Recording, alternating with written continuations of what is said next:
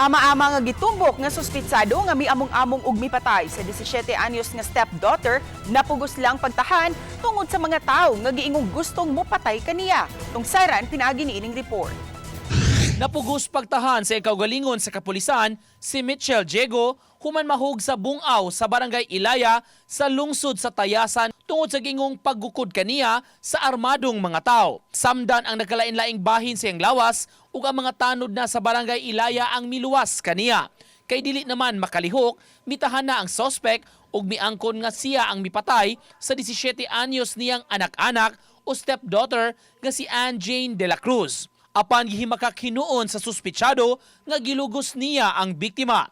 Gidugang sab sa sospek nga ang biktima mo'y mihangyo nga patyon siya hinungdan nga nabuhat niya ang krimen.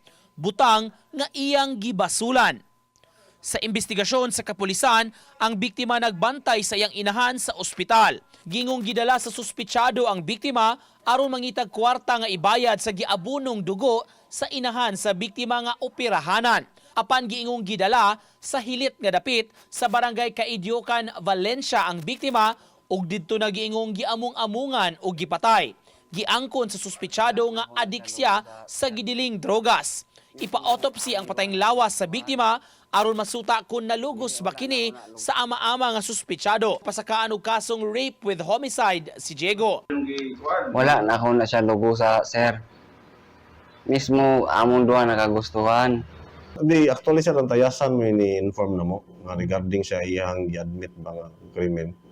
So dito na siya, dito na niangkon siya. Dito siya niangkon, oo, niangkon siya dito nga mo na nakasa siya tuwa dito ang pating lawas sa Valencia.